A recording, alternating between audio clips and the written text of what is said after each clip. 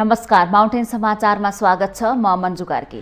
नमस्कार, म सचिता बुढाथोकी। सुरुमा अहिलेसम्मका मुख्य समाचार।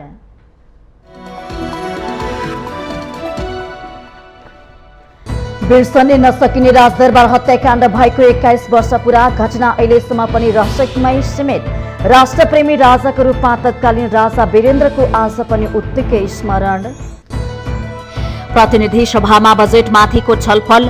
आयात घटाएर राजस्व वृद्धि गर्न नसकिने सांसद प्रदीप गेवालीको टिप्पणी। बजेट व्यापार घाटा घटाउन उन्मुख रहेको सांसद गगन थापाको भनाई। संघीयता कार्यान्वयन सम्बन्धी पेश भएको संकल्प प्रस्ताव राष्ट्रिय सभाबाट पारित। आफ्नो क्षेत्राधिकारभित्रलाई ती नेताका सरकारले सम्मान गरून् भन्ने संकल्प प्रस्तावको उद्देश्य। स्थानीय निर्वाचन लगत्तै दलहरू संघीय र प्रदेश निर्वाचनमा केन्द्रित। स्थानीय तहको चुनावले दोस्रो स्थानमा खुम्चिएको एमाले सत्ता गठबन्धन तोड्ने रणनीतिमा। गठबन्धन टुट्ने सम्भावना भने न्यून। पेट्रोल, डिजेल र मटितको मूल्य प्रति लिटर 10 रुपियाँका दरले घट्यो। पूर्वाधार करको रकमसँग बराबर हुने गरी मूल्य घटाइएको नेपाल आयल निगमको भनाई। आफ्नो देशको 20% क्षेत्रफल रुसले कब्जा गरेको युक्रेनका राष्ट्रपति जेलेन्स्कीको भनाई। झण्डै 1 करोड 20 लाख जनता युक्रेनीले आफ्नो घर छाडेको दावी। र नेमारको व्यक्तिगत 2 गोलसँग मैत्रीपूर्ण फुटबल खेलमा ब्राजिलको जित। ब्राजिलसँग दक्षिण कोरिया 5 गोल अन्तरले पराजित।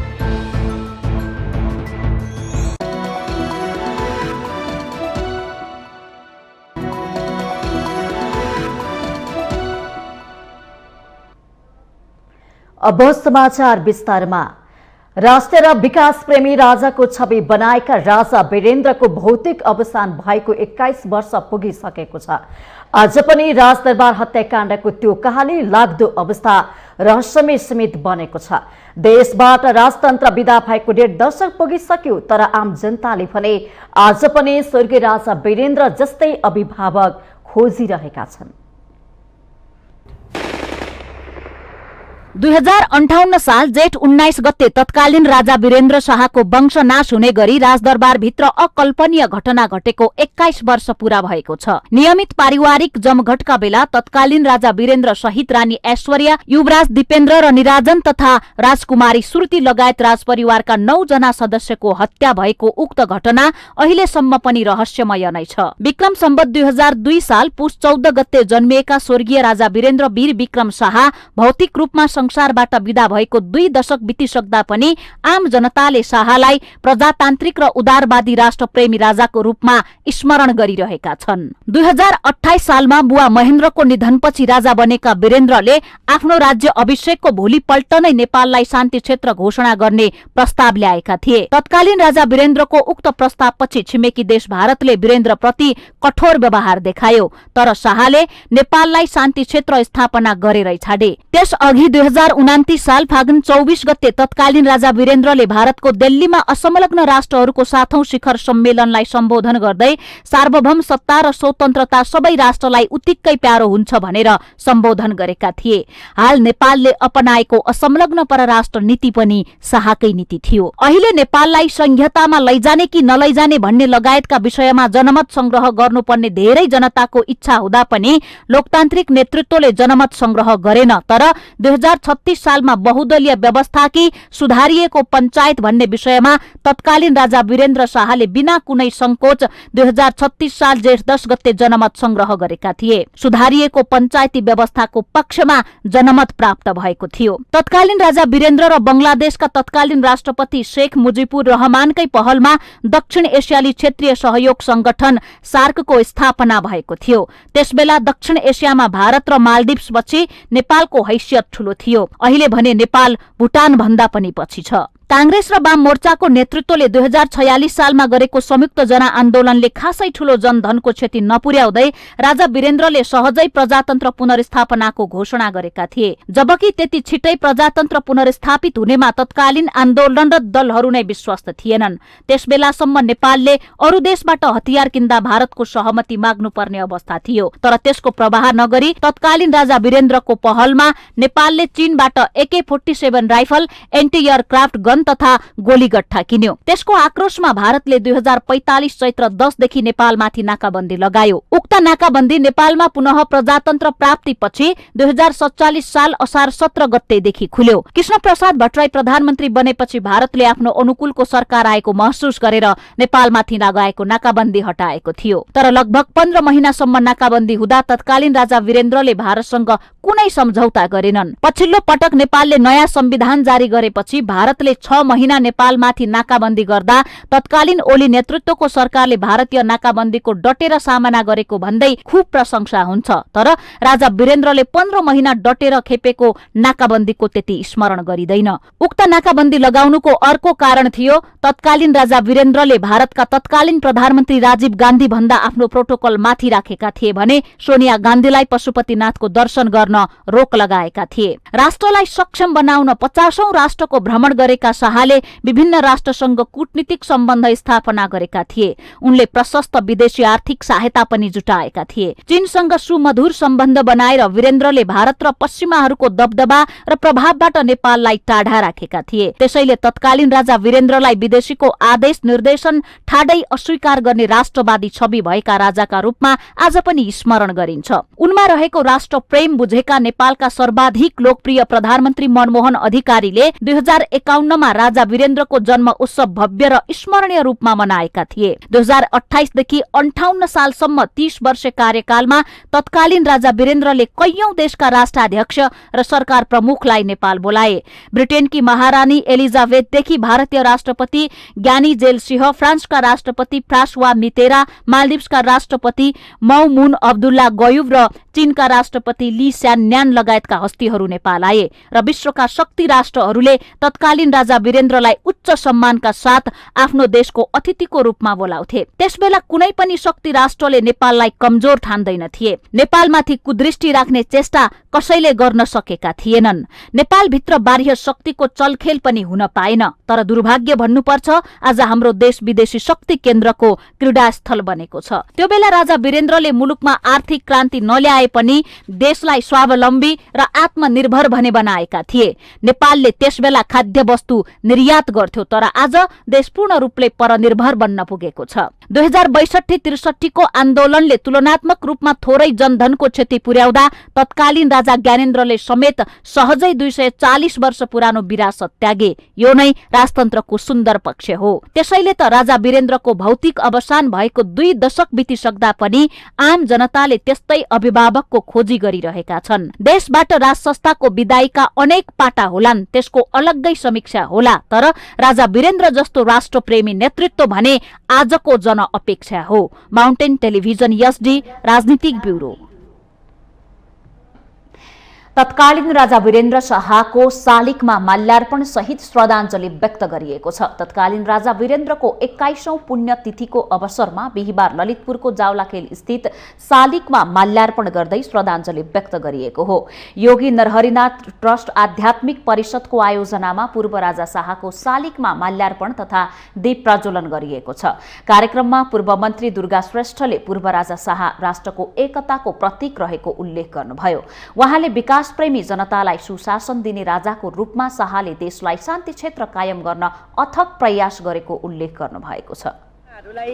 राम्रो सुशासन शासन बक्सियो। जेसुकै कुरामा पनि एउटा प्रजातान्त्रिक रूपले चाहिँ उहाँले सोची बक्सियो। विकासलाई असाध्यै राम्रोसँग निगालेर हेरी बक्सियो। यो देशलाई शान्ति क्षेत्र कायम गर्नको लागि अथक प्रयास गरिबक्सियो। योगी नरहरिनाथ ट्रस्ट आध्यात्मिक परिषदका उपाध्यक्ष विमल राज शर्माले नेपाललाई शान्ति क्षेत्र घोषणा गर्न 116 राष्ट्रको समर्थन गराएको भन्दै तत्कालीन राजा शाहको प्रशंसा गर्नुभयो। राजा वीरेन्द्रको यो कहिले पनि नेपाली जनताले कहिले पनि बिर्सिन नसक्ने मौसम भइबक्सिन्छ। उहाँले 116 राष्ट्रबाट शान्ति क्षेत्र प्रस्तावलाई समर्थन गराइबक्सेका थियो। अहिले जुन एमसीसी आयो नि त्यतिखेर राजाबाट पहिले बुझिबक्सेको छ। योगी नरहरिनाथ ट्रस्टको आध्यात्मिक परिषद 2002 साल पुस 14 गते जन्मिनु भएका पूर्व राजा वीरेन्द्र वीर विक्रम शाहको 2058 साल जेठ 19 गते सपरिवार निधन भएको थियो। बाँकेको नेपालगञ्ज स्थित बेपे चोकमा शालिग राख्ने क्रममा भएको दुःखद घटनालाई लिएर पूर्व राजा ज्ञानेन्द्र शाहले दुःख व्यक्त गर्नु भएको छ। शाहको संवाद सचिवालयले एक विज्ञप्ति जारी गर्दै बिहीबार बिहान वीरेन्द्र चोकमा स्वतःस्फूर्त सहभागितामा स्वर्गीय राजा वीरेन्द्रको शालिग पुनर्स्थापना गर्ने कार्यप्रति अवरोध पुर्याइएको घटनालाई लिएर दुःख व्यक्त गर्नु भएको हो। जारी विज्ञप्तिमा जुनसुकै विचार दर्शन अवलम्बन गरिएको देशको निम्ति विशिष्ट योगदान पुर्याउने महानुभावहरूको स्मरण गर्ने परम्परा विश्वव्यापी रूपमा चलिआएको भन्दै त्यसैले इतिहासको यस्तो आदर्श तथ्यलाई भुलेर शालिग स्थापनाको विषयमा नेपालगञ्जमा घटेको घटना अत्यन्त दुःखदायी भएको उल्लेख गरिएको छ। साथै इतिहास त्यत्तिकै मेटिँदैन र ऐतिहासिक व्यक्तिहरूद्वारा प्रस्तुत भएका स्मरणीय विषय विधि सहजै मर्दैनन् भन्ने कुरा सबैले बुझ्नु पर्दछ भन्ने कुरा समेत विज्ञप्तिमा उल्लेख छ।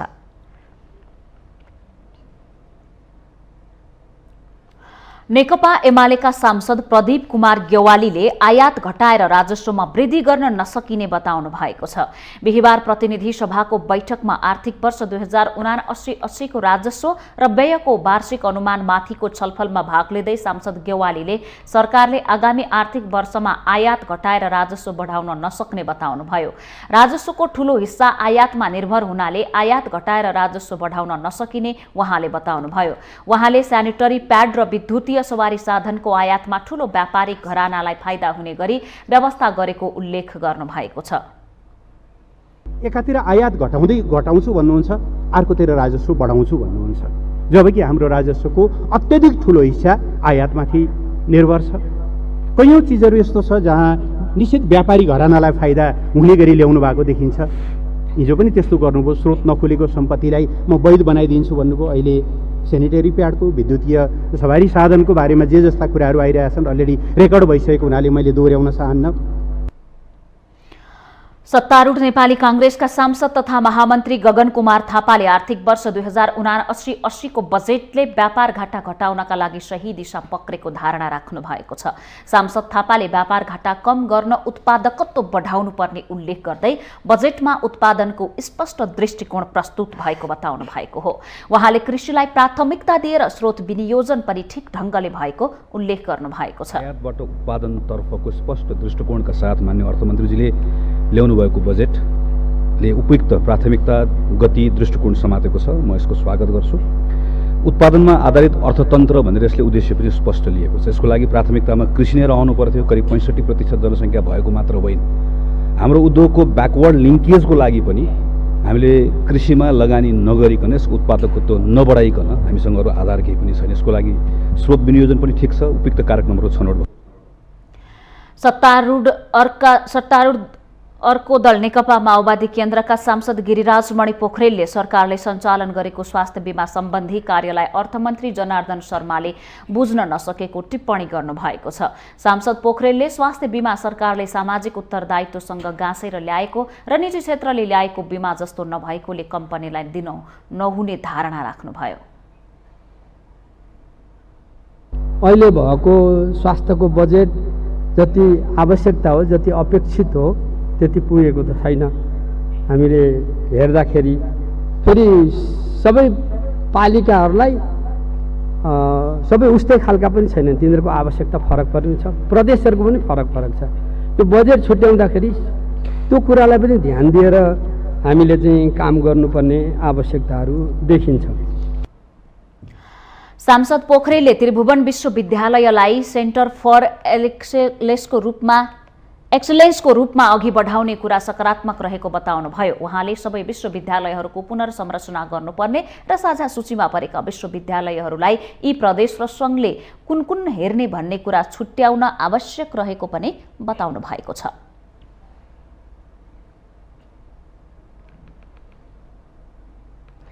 राष्ट्रिय सभाले संघीयता कार्यान्वयन सम्बन्धी संकल्प प्रस्ताव कार्यान्वयन गर्न सरकारलाई निर्देशन दिएको छ। राष्ट्रिय सभाको बिहीबार बसेको बैठकले स्वीकृति संघीयता कार्यान्वयन सम्बन्धी संकल्प प्रस्ताव राष्ट्रिय सभा नियमावली 2075 को नेम 87 बमोजिम कार्यान्वयन गर्न सरकारलाई निर्देशन दिएको हो। बैठकमा राष्ट्रिय सभा अध्यक्ष गणेश प्रसाद तिमसेनाले राष्ट्रिय सभा सदस्य खिमलाल देवकोटा प्रस्तावक रहेको संघीयता कार्यान्वयन सम्बन्धी संकल्प प्रस्ताव सर्वसम्मतिले स्वीकृति भएको घोषणा गर्नुभयो। गोपीबहादुर सार्की आछामी, माननीय नन्दा जपाई, माननीय परिमला कुमारी र माननीय देवेन्द्र दाहाल समर्थक भई दर्ता गर्नुभएको संघीयता कार्यान्वयन सम्बन्धी संकल्प प्रस्तावलाई निर्णयार्थ प्रस्तुत गर्दछु। यो प्रस्तावको पक्षमा हुने माननीय सदस्यले हुन्छ भन्नुहोला र यसको विपक्षमा हुने माननीय सदस्यहरूले हुन्न भन्नुहोला। यो प्रस्तावको पक्षमा हुने माननीय सदस्यहरूले हुन्छ भन्नुहोस्। यो प्रस्तावको विपक्षमा हुने माननीय सदस्यहरूले हुन्न भन्नुहोस्। हुन्न भन्ने आवाज सुनेन, तसर्थ माननीय खिमलाल देवकोटा प्रस्तावक र माननीय जितेन्द्र नारायण देव, माननीय गोपीबहादुर सार्की आछामी, माननीय नन्दा जपाई, माननीय परिमला कुमारी र माननीय देवेन्द्र दाहाल समर्थक भई दर्ता गर्नुभएको संघीयता कार्यान्वयन सम्बन्धी संकल्प प्रस्ताव सर्वसम्मतिले स्वीकृत भएको घोषणा गर्दछु। प्रस्तुत संकल्प प्रस्तावलाई सत्ता र प्रतिपक्ष सबै सांसदले सहमति जनाएका थिए। राष्ट्रिय सभाको अर्को बैठक शुक्रबार 1 बजे बस्नेछ।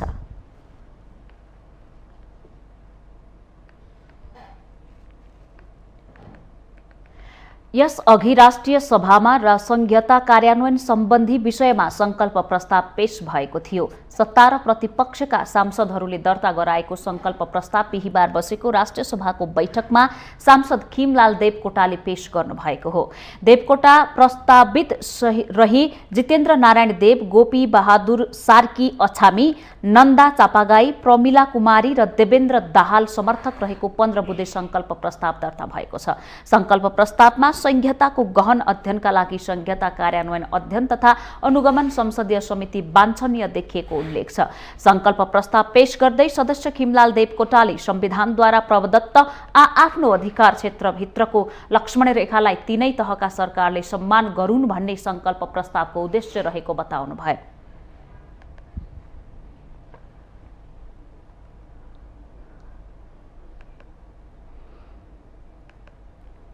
अधिवेशन अन्त्यसँगै प्रस्ताव पनि निष्क्रिय भयो। हामीले त्यही प्रस्तावलाई यस अधिवेशनमा पुनः दर्ता गरेका छौँ। आज छलफल गर्दैछौँ। अहिलेको प्रस्तावको सबल पक्ष भनेको प्रमुख विपक्षी दल नेकपा एमालेको पनि सहयोग र समर्थन छ। यसलाई सर्वसम्मत रूपले अनुमोदनका लागि सबै माननीयहरूमा अनुरोध समेत गर्दछु। हाम्रो एउटै मात्रै उद्देश्य संविधानद्वारा प्रदत्त आफ्नो अधिकार क्षेत्रभित्रको लक्ष्मण रेखालाई तिनै तहका सरकारले सम्मान गरून् भन्ने हो।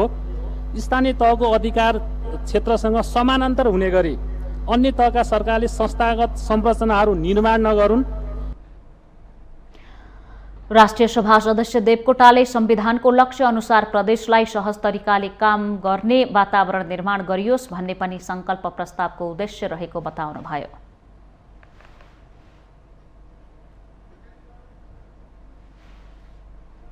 माउन्टेन समाचारमा पालो भएको छ विश्रामको।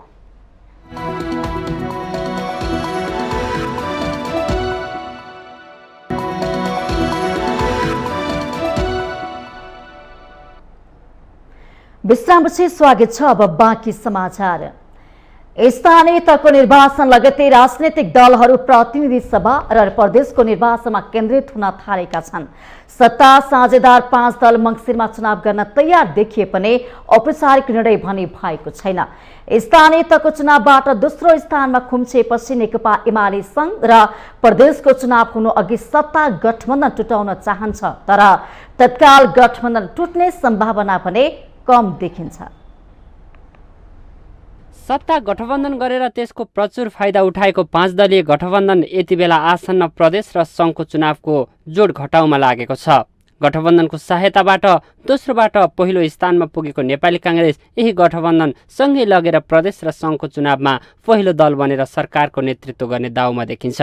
गठबन्धनका सहयात्री माओवादी केन्द्र र एकीकृत समाजवादी पार्टी भने काङ्ग्रेसले सत्तामा पुगेपछि सहयोगीहरूलाई हेप्ने र बिर्सने गरेको भन्दै आक्रोश र दुखेसो पोख्दै आइरहेका छन्। यी दुई दलहरू बिचकेर एमालेतिर मिल्छन् कि भन्ने त्रासका कारण पनि नेपाली काङ्ग्रेस कार्तिकमै निर्वाचन गर्ने हो भने पनि तयार देखिएको छ। स्थानीय तह निर्वाचनको नतिजालाई लिएर हौसिएको काङ्ग्रेस अहिलेकै गठबन्धनलाई कायम राखेर सकेसम्म चाँडो प्रतिनिधि सभा र प्रदेश सभाको निर्वाचन गर्नुपर्ने पक्षमा छ, किनकि निर्वाचन ढिला भए गठबन्धन भत्किने र नयाँ गठबन्धन बन्नेमा आफूलाई घाटा पुग्ने बुझाइ काङ्ग्रेसको छ। यो गठबन्धन आफ्नो सिद्धान्त, आफ्नो दर्शन र फरक किसिमको कार्यनीति र फरक किसिमको आदर्श सिद्धान्त हुँदाहुँदै पनि हामीलाई बाध्यता थियो कि स्थानीय तहमा पनि हामीले गर्न सकेनौँ भने केन्द्रमा पनि फेरि यो मुलुक पुरानै चाहिँ ओली प्रवृत्ति दोहोरिने हो कि भनेर यो एउटा चाहिँ राष्ट्रिय आवश्यकताको रूपले हामीले यो गठबन्धनलाई लिएका छौँ र तल्लो स्तरमा वडा तहमा पनि एउटा भाइचारा, सदाशयता र सद्भाव जोडिएको छ। त्यसले गर्दाखेरि आगामी चुनावसम्म पनि गठबन्धन जान सक्ने लक्ष्य देखिएको छ। उता सत्तारूढ गठबन्धनले धाँधली गरेर स्थानीय चुनाव जितेको भन्दै आफ्नो पार्टीको जनमत नघटेको दावी गर्दै आएको एमाले यो चुनावमा जनमत बढेको प्रमाणित गर्न आफै तथ्याङ्क सङ्कलनमा जुटेको छ। प्रमुख पदका उम्मेद्वारले पाएको जनमतका आधारमा 2074 सालको स्थानीय चुनावमा भन्दा यसपटक 21% जनमत बढेकाले एमाले कमजोर नभएको उसको निष्कर्ष छ। तर जुन प्रयोजनका निम्ति चुनाव भएको हो त्यस आधारमा भने एमाले दोस्रो शक्तिमा ओर्लिएको छ। बाजुराको बुढीगङ्गा नगरपालिका बाहेक 752 मध्ये नेपाली काङ्ग्रेसले 229 स्थानीय तहको नेतृत्व जित्दा एमाले भने 205 मात्रै जितेको छ। 2074 सालको चुनावमा भने 294 स्थानीय तहको नेतृत्व एमाले जित्दा काङ्ग्रेसले भने 266 वटा मात्रै जितेको थियो। यसपटक एमाले 89 स्थानीय तहको नेतृत्व गुमाएको मात्रै छैन, 6 वटा महानगरसहित सहरी क्षेत्रमा नराम्रो पराजय भोगेको छ। यसै परिणामलाई मध्यनजर गरेरै होला प्रदेश र केन्द्रको चुनावले दिने सम्भावित परिणामबाट एमाले हच्किएको छ।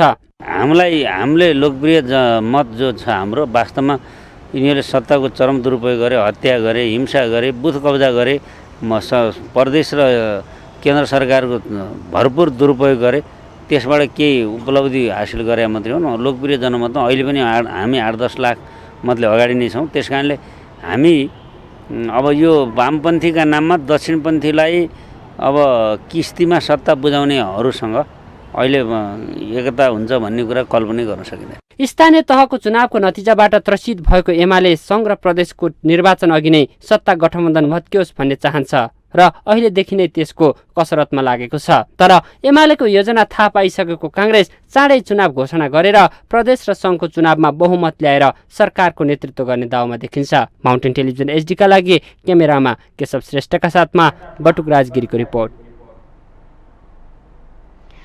नेकपा एमालेका महासचिव शंकर पोखरेलले देश बनाउनका लागि बलियो राष्ट्रिय शक्तिको आवश्यकता रहेको औल्याउनु भएको छ।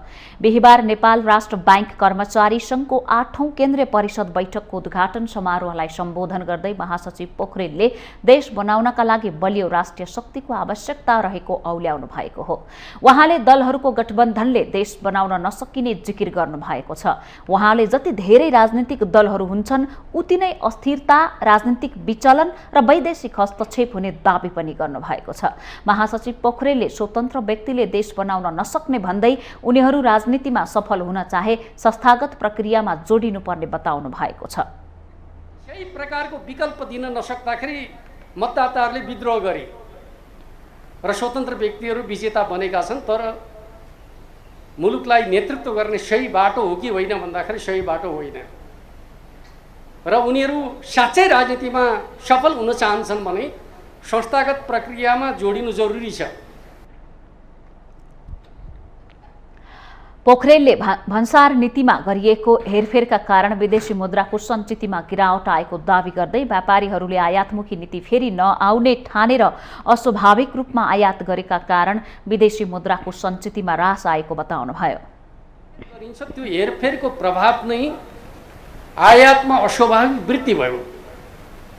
के अर्थमा व्यापारीहरूले लिए त भन्दाखेरि यस प्रकारको आयातमुखी नीति भविष्यमा फेरि प्राप्त हुँदैन भन्ने प्रकारको मान्यता बनाएर उनीहरूले चाहिँ अस्वाभाविक ढङ्गले आयात गर्ने काम गरे, जसका कारणले गर्दाखेरि विदेशी मुद्राको सञ्चितमा उल्लेख्य ह्रास आयो। रेमिट्यान्स ब्याङ्किङ प्रणालीबाट आउन छोडेको उल्लेख गर्दै उहाँले ब्याङ्किङ नीतिलाई प्रभावकारी बनाउन सकेको भए त्यसो नहुने धारणा राख्नु भएको छ। सरकारले स्रोत नखुलेको लगानी भित्र्याउने नीति अगाडि बढाएसँगै बजारबाट पैसा हराएको आरोप उहाँले लगाउनुभयो।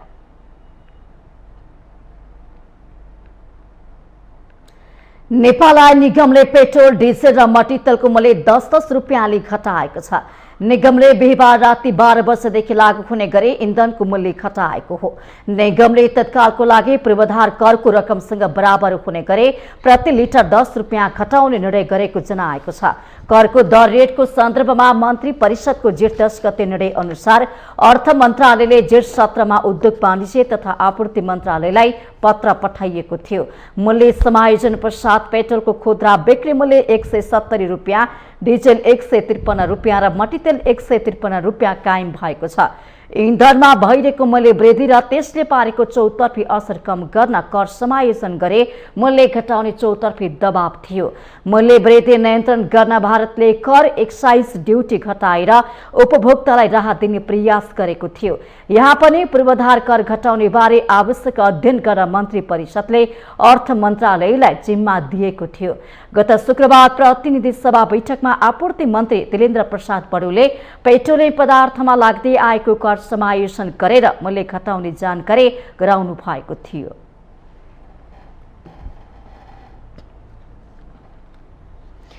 राष्ट्रिय प्रजातन्त्र पार्टीले शासकीय स्वरूप र निर्वाचन प्रणालीमा सुधारको माग गरेको छ। बिहिबार धुलीखेलमा सम्पन्न केन्द्रीय कार्य सम्पादन समितिको बैठकले प्रत्यक्ष निर्वाचित प्रधानमन्त्री र अभिभावकीय राजा रहने गरी शासकीय स्वरूप परिवर्तनको माग गरेको हो।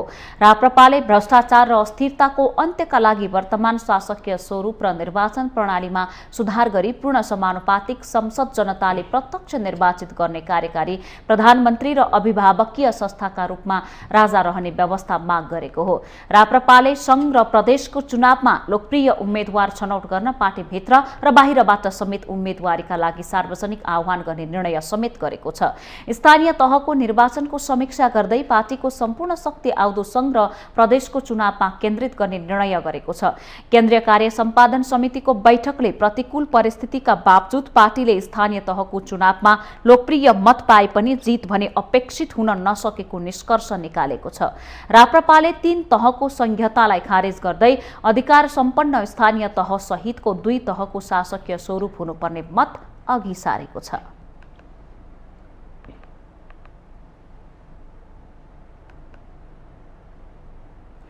नेकपा एकीकृत समाजवादीका सांसद जीवनराम श्रेष्ठले काठमाडौँलाई बस्न योग्य राजधानी बनाउनु पर्ने धारणा राख्नु भएको छ। बिहिबार प्रतिनिधि सभाको बैठकमा आगामी आर्थिक वर्ष 79-80 को राजस्व र व्ययको वार्षिक अनुमानमाथिको छलफलमा भाग लिँदै सांसद श्रेष्ठले यस्तो धारणा राख्नु भएको हो। उहाँले सरकारको ध्यान राजधानी बनाउने कुराहरूमा जान नसकेको आरोप लगाउनु भएको छ। उहाँले काठमाडौँ जस्तो सांस्कृतिक सहरलाई मौलिकता कायम गर्ने गरी विकासको योजना अघि बढाउनु पर्नेमा जोड दिनुभयो। ल्याउने कुराहरू, यसका चाहिँ पूर्वाधार तयार गर्ने कुराहरू, यो कामहरू चाहिँ गर्नु पर्यो। आज पनि तपाईको राजधानीको बीचमा तपाईले एउटा ठुलो पानी पर्यो भने त्यहाँ चाहिँ पानी जम्ने, यो घरभित्र पानी पस्ने र त्यसले चाहिँ एउटा जनजीवन नै अस्तव्यस्त बनाउने अवस्थाहरू अहिले पनि कायम छ। तपाईँ हामी कोही पनि राजधानीमा 5 मिनट चाहिँ हिँडेर चाहिँ घुमौँ भन्ने खालको अवस्था आज पनि छैन। हामी धेरै समृद्धिका कुराहरू गरिरहेका छौँ, विकासका कुरा गरिरहेका छौँ, धेरै चाहिँ नीति र कार्यक्रमहरू ल्याइरहेका छौँ। तर हामी राजधानी बनाउने कुरामा यदि ध्यान केन्द्रित गर्न सक्दैनौँ र यसलाई बनाउन सक्दैनौँ भने हामीले हाम्रो देश बनाएछौँ भनेर कसैलाई पनि हामी देखाउन सक्दैनौँ। सांसद श्रेष्ठले काठमाडौँमा र्यापिड ट्रान्जिट खालका बसको सिस्टम पनि अघि बढाउन सरकारसँग आग्रह गर्नुभयो।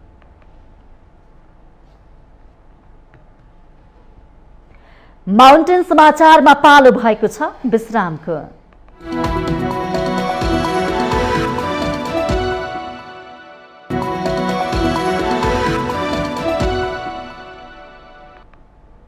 विश्रामपछि स्वागत छ। अब बाँकी समाचार। संघीय मामिला तथा सामान्य प्रशासन मन्त्री राजेन्द्र प्रसाद श्रेष्ठले संघीयतालाई बलियो बनाउन नयाँ ढंगले काम गर्नुपर्ने बताउनु भएको छ। बिहिबार राष्ट्रिय सभामा सांसदहरूले उठाएको प्रश्नको जवाफ दिँदै मन्त्री श्रेष्ठले यस्तो बताउनु भएको हो। उहाँले देशको संघीय शासन व्यवस्था राम्रो ढंगबाट व्यवस्थापन गरिएको र यसलाई थप विकसित र सुदृढ बनाउँदै जानुपर्ने उल्लेख गर्नुभयो। मन्त्री श्रेष्ठले संघीयता कार्यान्वयनको सन्दर्भमा आएको संकल्प प्रस्तावले देशलाई नै निर्देश गर्ने विश्वास व्यक्त गर्नु भएको छ। उहाँले संघीयतालाई विस्तारै सही मार्गचित्रमा लैजाने दायित्व सबै राजनीतिक दल र नागरिकको भएको बताउनुभयो। संघीयता कार्यान्वयनको सन्दर्भमा यहाँ प्रस्ताव आएको छ, सङ्कल्प प्रस्ताव। मलाई विश्वास छ कि यो सङ्कल्प प्रस्तावले सरकारलाई पनि मार्गदर्शन गर्न सक्दछ र यहाँ संसदीय समिति एउटा गठन गर्ने जसले चाहिँ कार्यान्वयनको कुरा, अध्ययनको कुरा र अनुगमन समेत गर्ने भन्ने कुरा आएको छ। यो हाउसकै मामिला हो। यदि यो हाउसले त्यस्तो किसिमको संसदीय समिति बनाउँछ भने हाम्रो मन्त्रालय, सङ्घीय मामिला मन्त्रालयले सम्पूर्ण रूपमा कोअपरेट गर्न र सहयोग गर्न र त्यसको लागि व्यवस्था मिलाउन तयार छ। संघीयता कार्यान्वयन अध्ययन तथा अनुगमन संसदीय समिति बनाउने समितिमा साथै प्रदेशका स्थलगत अध्ययन गरी संसदमा प्रस्तुत गर्ने र 15 बुँदे कार्यान्वयनका लागि निर्देशन दिने कुरा संसदकै अधीनमा भएकोले संसदले आफ्नो कामलाई अघि बढाएर संघीयताको सही कार्यान्वयन गर्ने बताउनुभयो।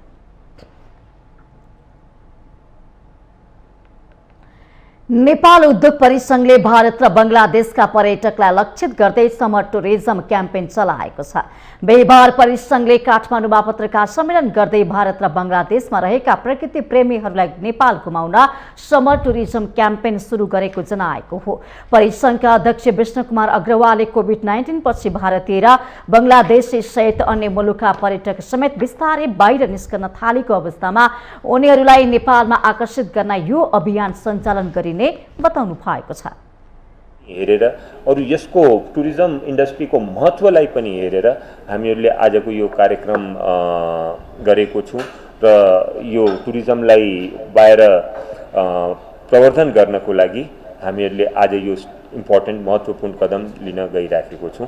म एकपल्ट फेरि सबैलाई आज सीएनआईमा स्वागत गर्न चाहन्छु। त्यस्तै नेपाल उद्योग परिसंघका उपाध्यक्ष राजबहादुर शाहले भारत र बंगलादेशको उच्च गर्मीबाट शीतलता खोजिरहेका भारतीय र बंगलादेशी पर्यटकको लागि नेपालको मौसम अनुकूल रहेकाले यो अभियानले उनीहरूलाई आकर्षित गर्ने विश्वास व्यक्त गर्नुभयो। टुगेदर फर टुरिज्म भनेर हामी यसमा प्रमोसन गर्न खोजिरहेछौँ आफ्नो आफ्नो च्यानलबाट। र एउटा रिक्वेस्ट के छ भने एउटा हाम्रो क्रिएटिभ बङ्गाली भाषामा छ बङ्गलादेशको लागि, एउटा चाहिँ इन्डियन ल्याङ्ग्वेजमा छ इन्डियन कम्युनिटीको लागि। यो चाहिँ हामीले थुप्रै सोसियल च्यानलहरूको लागि बनाएको छौँ र थुप्रै क्रिएटिभ्सहरू हामी यो आउने 1-1.5 महिनामा पोजिसनिङ गर्दै जान्छौँ। परिसंघका महानिर्देशक दीपक राज जोशीले भारत र बंगलादेशमा रहेका परिसंघको नेटवर्कबाट पनि यो अभियान प्रवर्धन गरिने बताउनुभयो। We have so many brand new beautiful hotels, not just in Kathmandu but all over the country.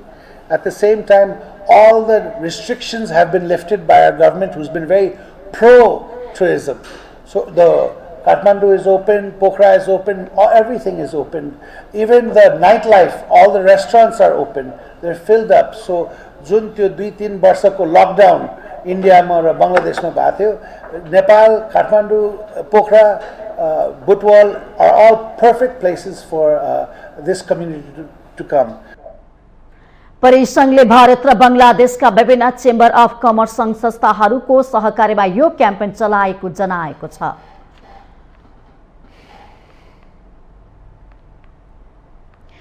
Nepal प्रहरीका नवनियुक्त महानिरीक्षक धीरज प्रताप सिंहले प्रहरीको सरुवा बढुवामा अनावश्यक चलखेल बन्द गर्ने प्रतिबद्धता व्यक्त गर्नुभएको छ। आफूले कार्यभार सम्हालेको 1 महिना पुगेको अवसरमा बिहिबार प्रहरी प्रधान कार्यालयमा आयोजित पत्रकार सम्मेलनमा महानिरीक्षक सिंहले आफ्नो कार्यकालमा हुने सबै सरुवा बढुवा उत्कृष्टताको आधारमा गर्ने प्रतिबद्धता व्यक्त गर्नुभएको हो। प्रहरी संगठनभित्र ब्याच छलेर तथा ब्याचका कनिष्ठलाई टिपेर सरुवा र बढुवामा प्राथमिकतामा दिने अवस्थाको अन्त्य हुने पनि उहाँले बताउनु भएको छ। हाम्रो चाहिँ मेरिट विदिन द ब्याच, त्यो ब्याच सिस्टम भनेको त्यही हो। ब्याच सिस्टममा उत्कृष्ट जो छ त्यही अहिले पनि त्यही अगाडि आउँछ। कसैलाई यो टिपेर ल्याइँदैन, कसैलाई चाहिँ गर्दैन। उनीहरूले विभिन्न यो कार्य समाधान मूल्याङ्कन पहिलेबाट पनि भरिएको हुन्छ र विदिन द ब्याच कम्पिटिसन गराइन्छ र त्यो ब्याचमा बेस्ट भएका मान्छेहरू नै महानिरीक्षक सिंहले अघिल्ला महानिरीक्षकहरूले प्राथमिकतामा राखेर अघि बढाएका कामहरूलाई आफूले निरन्तरता दिने बताउँदै नेपाल प्रहरी आलोचित बनिरहेको निर्मला पन्त हत्याको विषयलाई टुङ्गो लगाउने काम आफ्नो प्राथमिकतामा रहेको बताउनु भएको छ। बाँकी रहेका कुनै जघन्य अपराधको अनुसन्धान त्यसको गर्ने बेला निर्मला पन्तको यो पहिलो उसमा आउँछ होइन, त्यो अनुसन्धान पनि मेरो प्राथमिकतामा रहनेछ। यद्यपि अनुसन्धानमा यो प्रश्नहरू उठ्ने गरेका छन्, कहिले पुरा हुन्छ, के हुन्छ, कस्तो हुन्छ भन्ने भइ नै रहेछन्। त्यो पनि त्यो अनुसन्धान पनि मेरो कार्यकालमा अत्यन्त प्राथमिकतामा रहनेछ र त्यसमा काम पनि भइरहेको छ। सरकारले सिंहलाई गत वैशाख 18 गते प्रहरी महानिरीक्षकमा नियुक्त गरेको थियो। सिंहलाई महानिरीक्षकमा नियुक्त गरेसँगै दावेदार मानिएका अतिरिक्त महानिरीक्षकले सर्वोच्चमा मुद्दा दायर गरेका छन्।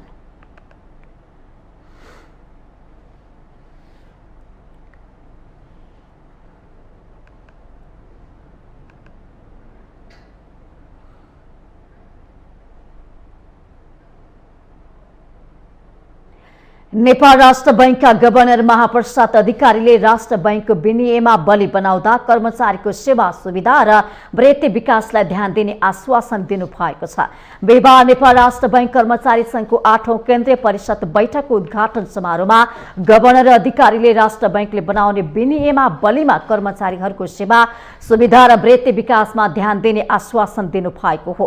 उहाँले विगतमा भएको व्यवस्थामा घटेर नआउने बरु अझ राम्रो भएर आउने बताउनुभयो। कुनै पनि महाशाखा कुनै पनि कार्यालयमा र त्यस्तो छैन पनि, यदि कहीँ कतै यहाँहरूले पाउनुभयो त्यस्तो गुन्जाइस भयो भने त्यसको इभिडेन्स सहित हामी पाऊँ। यस्तो कुरा यहाँ हुनै सक्दैन। राष्ट्र ब्याङ्कमा हामी त्यो खालको एक खालको गभर्नेन्समा हामी जिरो टलरेन्समा बसेको अर्गनाइजेसनको संस्था हो, सबैले इज्जत दिएको संस्था हो राष्ट्र ब्याङ्क। त्यसले गर्दा हिजो 50 सालको कुराहरू अथवा 60 सालको कुराहरू त्यो सिनारियो अहिले राष्ट्र ब्याङ्कमा छैन र यसलाई कायम गर्न वर्तमान व्यवस्थापन अत्यन्तै दत्तचित्त छ। राष्ट्र बैंकमा सुशासन कायम गर्न वर्तमान व्यवस्थापन दत्तचित्त भएर लागेको उल्लेख गर्दै गभर्नर अधिकारीले बैंकका कर्मचारीहरूबाट गलत काम नभएको टिप्पणी गर्नुभयो। उहाँले कसैले गलत काम गरेको पाएमा प्रमाणसहित जानकारी दिन पनि आग्रह गर्नुभयो। हामीसँग आर्थिक अन्तर्राष्ट्रिय र खेल समाचार बाँकी नै छन्। माउन्टेन समाचारमा फेरि पालो भएको छ विश्रामको।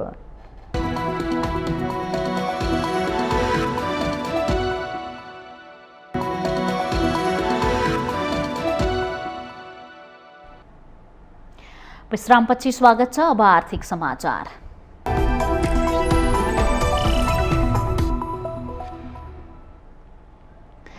सरकारले आगामी आर्थिक वर्षको बजेट तथा कार्यक्रममा कपडा उद्योगका समस्यालाई नहेरेको भन्दै कपडा उद्योग संघले असन्तुष्टि जनाएको छ। बिहिबार काठमाडौँमा पत्रकार सम्मेलन गर्दै संघले आर्थिक वर्ष 2079-80 को बजेटले कपडा उद्योगको माग सम्बोधन नगरेको भन्दै असन्तुष्टि जनाएको हो। नेपाली बजारमा अवैध रूपमा भित्रिने विदेशी कपडासँग नेपालमा उत्पादन भएको कपडाले प्रतिस्पर्धा गरिरहनु परेको बारे बजेट तथा कार्यक्रममा सुधारको कुनै व्यवस्था नभएको संघको गुनासो छ। पत्रकार सम्मेलनमा संघका अध्यक्ष शैलेन्द्र प्रधानले बजारमा न्यून बीजकीकरणमा आएका कपडाहरूको अनुगमन र भ्याटमा दर्ता नगरेका कम्पनीहरूलाई करको दायरामा ल्याउन आवश्यक रहेको बताउनुभयो।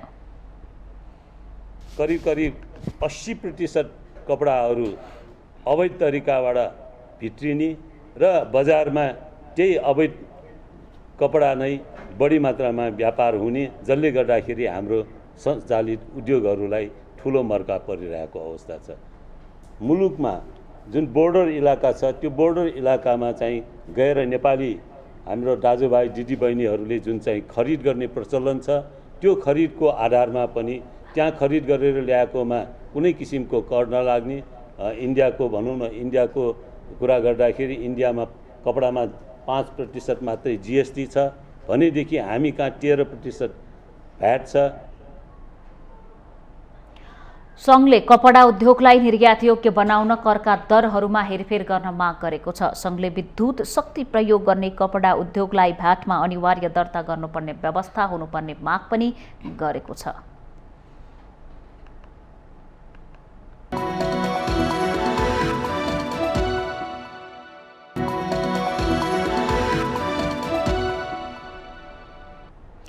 विश्रामपछि स्वागत छ।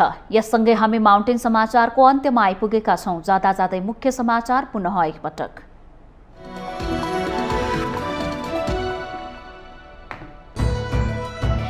बिर्सनै नसकिने राजदरबार हत्याकाण्ड भएको 21 वर्ष पूरा। घटना अहिलेसम्म पनि रहस्यमय सीमित। राष्ट्रप्रेमी राजाको रूपमा तत्कालीन राजा वीरेन्द्रको आज पनि उत्तिकै स्मरण। प्रतिनिधि सभामा बजेटमाथिको छलफल। आयात घटाएर राजस्व वृद्धि गर्न नसकिने सांसद प्रदीप गेवालीको टिप्पणी। बजेट व्यापार घाटा घटाउन उन्मुख रहेको सांसद गगन थापाको भनाई। संघीयता कार्यान्वयन सम्बन्धी पेश भएको संकल्प प्रस्ताव राष्ट्रिय सभाबाट पारित। आफ्नो क्षेत्राधिकार भित्रलाई नै तिनै तहका सरकारले सम्मान गरून् भन्ने संकल्प प्रस्तावको उद्देश्य। स्थानीय निर्वाचन लगत्तै दलहरू संघीय र प्रदेश निर्वाचनमा केन्द्रित। स्थानीय तहको चुनावले दोस्रो स्थानमा खुम्चेको एमाले सत्ता गठबन्धन तोड्ने रणनीतिमा। गठबन्धन टुट्ने सम्भावना भने न्यून। पेट्रोल डिजेल र मट्टी तेलको मूल्य प्रति लिटर 10-10 रुपैयाँका दरले घट्यो। पूर्वाधार करको रकमसँग बराबर हुने गरी मूल्य घटाएको नेपाल आयल निगमको भनाई। आफ्नो देशको 20% क्षेत्रफल रुसले कब्जा गरेको युक्रेनका राष्ट्रपति जेलेन्स्कीको भनाई। झन्डै 1 करोड 20 लाख जना युक्रेनीले आफ्नो घर छाडेको दावी। नेयमारको व्यक्तिगत 2 गोलसँगै मैत्रीपूर्ण फुटबल खेलमा ब्राजिलको जित। ब्राजिलसँग दक्षिण कोरिया 5-1 गोल अन्तरले पराजित।